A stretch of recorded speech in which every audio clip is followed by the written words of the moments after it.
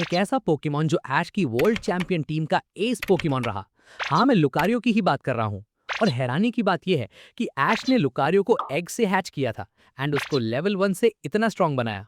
तो देखते हैं लुकारियो लेवल 1 से लेवल 100 तक पहुंचने की जर्नी। दोस्तों, वीडियो शुरू होने से पहले मैं आपसे रिक्वेस्ट करता हूं कि इस वीडियो को पूरा देखना और अगर आपको ये अच्छी लगती है तो लाइक और सब्सक्राइब जरूर करना। इसे समझने के लिए हमें जाना होगा जब लुकारियो अभी पैदा भी नहीं हुआ था, तब वो एक एग में था।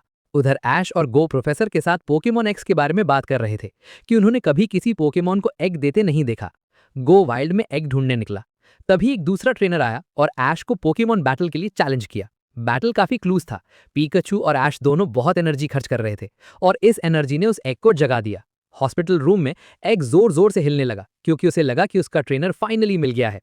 बैटल खत्म करने के बाद ऐश को एक स्ट्रेंज ऑरा की आवाज सुनाई दी, ग्रेनिंजा जैसी, लेकिन ग्रेनिंजा तो कैलस रीजन में था।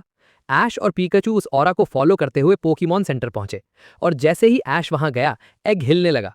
नर्स जॉय हैरान थी क्योंकि ये एग इससे पहले कभी नहीं हिला था। उसने बोल्ड डिसीजन लेते हुए एग ऐश को दे दिया क्योंकि वही एकमात्र था जो उसे हैच करने के काबिल लगा। ऐश एग को प्रोफेसर की लैब में ले गया। पूरे दिन रिसर्च की, कुछ काम नहीं आया। रात को जब ऐश सो रहा था, एग ग्लोइंग करने लगा, वो हैच हो रहा था। पीकाचू ने सबको जगाया और सामने आया Riolu, the aura Pokemon himself. Riolu ने कमरे में नजर घुमाई और एकदम घबरा गया। ये क्या है? ये कौन लोग हैं? मुझे मत छुओ। उसने ऐश पर ऑरा स्पीयर से अटैक किया और वहां से भाग गया। वो उस ट्रेनर को ढूंढ रहा था जो सच में उसे जगाने के काबिल हो, और उसे ऐश या गो में से कोई भी वैसा नहीं लगा। ऐश रात में ही रियोलू को ढूंढने निकला, उस ऑरा एनर्जी को फील करने की कोशिश करते हुए। उधर रियोलू की रात सबसे बुरी जा रही थी। हर दूसरा पोकेमॉन उस पर टूट पड़ रहा था। रियोलू एक पहाड़ पर चढ़ा जहां उसका सामना ऑनिक्स से हुआ।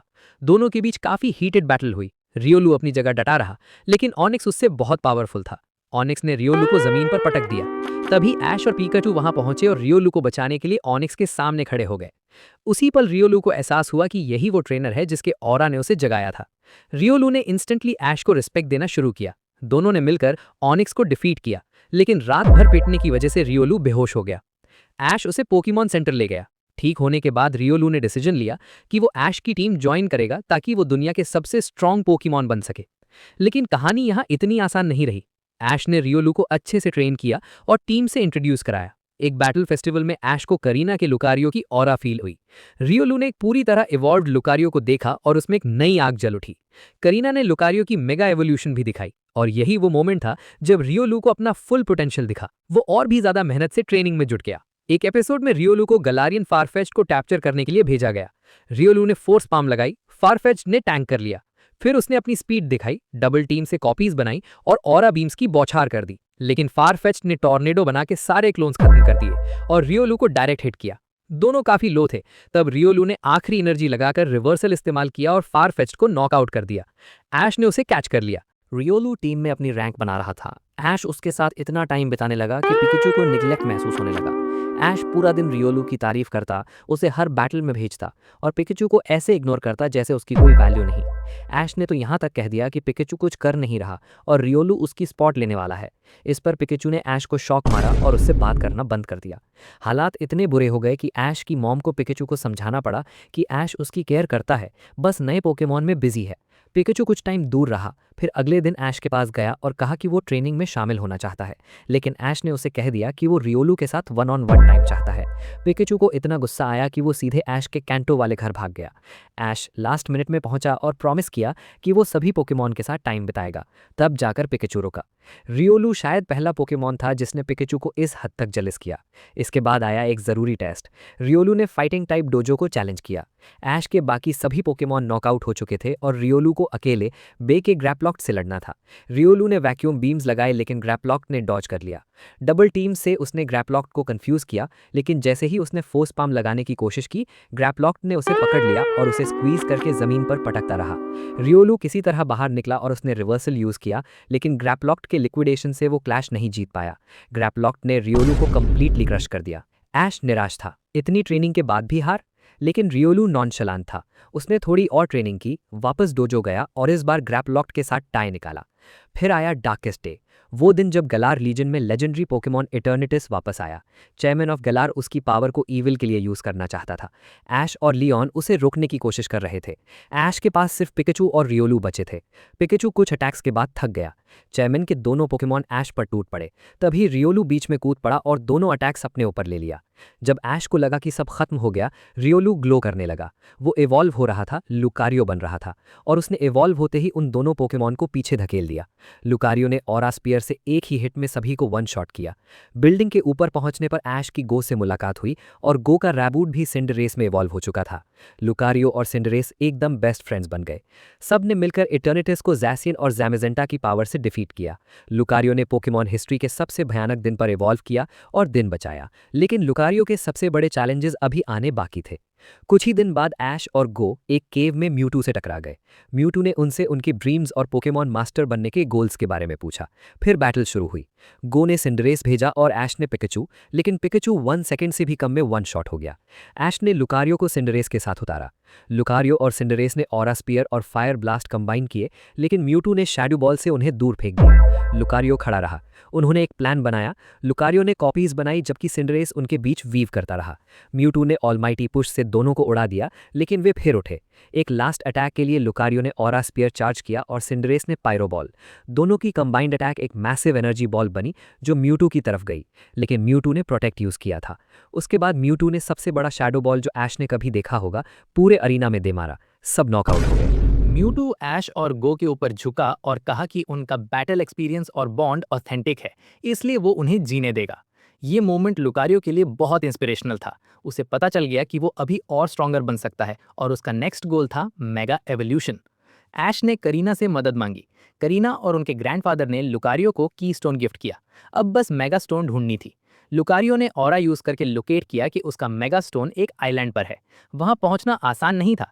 पोकेमॉन अटैक कर रहे थे। स्टोन एक रॉक में फ्रीज थी। जब वे उसे निकालने की कोशिश कर रहे थे, एक ट्रेनर ने अपने मेगा एलेगेजाम से अटैक किया और कहा कि मेगा स्टोन लेनी है तो पहले उसे हराना होगा। बैटल काफी टफ थी। लुकारियो पैरालाइज भी हो गया। तब लुकारियो ने स्मार्टर अप्रोच लिया, रॉक्स पर जंप किया और स्टोन चुरा ली। बाद में पता चला कि वो करीना के डैड थे जो उन्हें टेस्ट कर रहे थे। अब लुकारियो ऑफिशियली रेडी था। मेगा एवोल्यूशन उसके पास था और वो उसे यूज करने के लिए बेताब था। उसका पहला निशाना था वही डोजो जहां रियोलू बुरी तरह हारा था। ऐश ने बे को चैलेंज किया। इस बार लुकारियो रियोलू नहीं था, वो ग्रो कर चुका था। लुकारियो ने ग्रैपलॉक्ट को इतना बुरी तरह पीटा कि बे को उसे वापस बुलाना पड़ा। उसने हाउलूचा भेजा। हैंड टू हैंड कॉम्बैट हुई, दोनों के लिए अच्छी बुरी रही। फिर बे ने मचैम्प भेजा। ये उसका एस था और लुकारियो पहले से थका हुआ था। मचैम्प ने लुकारियो को पकड़ लिया, उसकी आर्म स्पिन कर दी और फेस पर क्लोज कॉम्बैट मारा। ऐश मेगा एवोल्यूशन यूज करना चाहता था, लेकिन लुकारियो ने मना किया। मचैम्प के लिए ये पावर वेस्ट नहीं करनी। उसने जोर से मचैम्प में हेडबट किया और खुद को फ्री कर लिया। मचैम्प ने डायनामैक्स किया। तब ऐश ने पहली बार ऑफिशियली लुकारियो को मेगा इवॉल्व किया। मेगा लुकारियो की स्पीड देखने लायक थी। उसने ऑरा स्पेयर डायरेक्टली मचैम्प के हेड में घुसाई। मचैम्प का डायनामैक्स खत्म हो गया। मचैम्प ने क्लोज कॉम्बैट लगाई तो लुकारियो ने उसमें क्रैश करते हुए एक फाइनल कोलिजन में ऑरा बीम से ब्लास्ट किया। Machamp knockout. ऐश ने वो पॉइंट्स हासिल किए जो मास्टर्स 8 के लिए जरूरी थे। ऐश को पता था कि आगे और बड़े बैटल्स हैं। गो का फ्रॉगी डियर ग्रेनिंजा बनना चाहता था, इसलिए वे कैलॉस रीजन गए। ऐश को याद आया कि उसका अपना ग्रेनिंजा वहां है और उसकी ऑरा लुकारियो जैसी ही फील होती है। ऐश चाहता था कि ग्रेनिंजा लुकारियो को कुछ सिखाए मास्टर्स 8 से पहले, लेकिन ये डिसीजन लुकारियो के लिए एक बड़ी चैलेंज साबित होगा। एक रात जब सब सो रहे थे, लुकारियो ने कैलॉस रीजन में एक स्ट्रेंज ऑरा फील की। वो उसे फॉलो करते हुए ज़ाइगार्ड की वाइन्स तक पहुंचा। ऑरा स्पीयर से कोई असर नहीं हुआ। तभी ऐश का ग्रेनिंजा आया और एक झटके में सारी वाइन्स काट दी। यही वजह थी कि ग्रेनिंजा ऐश को छोड़ गया था, कैलॉस रीजन को इन वाइन से बचाने के लिए। लुकारियो ने ग्रेनिंजा की ऑरा सेंस की और रियलाइज किया कि ये पोकेमॉन कितना पावरफुल है। ऐश आया, उसने ग्रेनिंजा को देखकर खुशी जाहिर की। दोनों पोकेमॉन का इंट्रोडक्शन हुआ।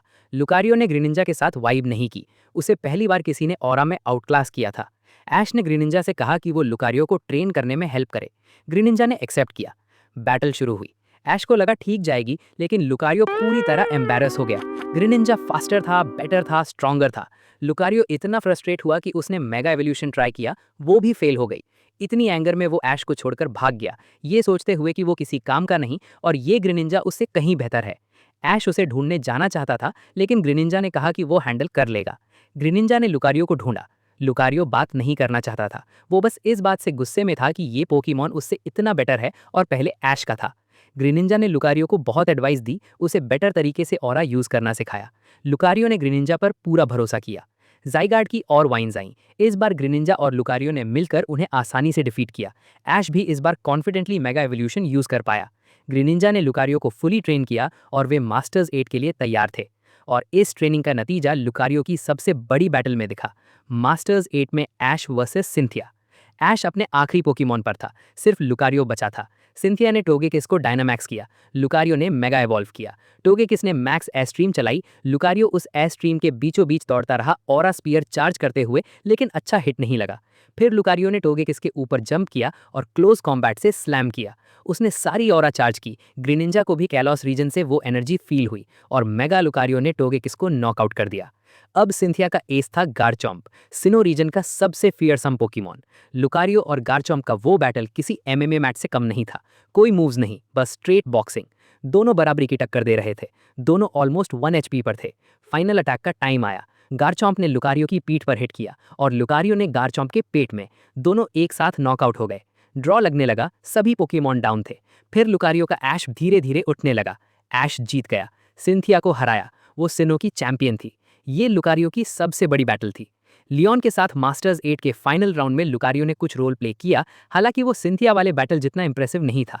लेकिन अल्टीमेटली लुकारियो ऐश की उस फाइनल टीम का एस बना जिसने उसे वर्ल्ड चैंपियन बनाया।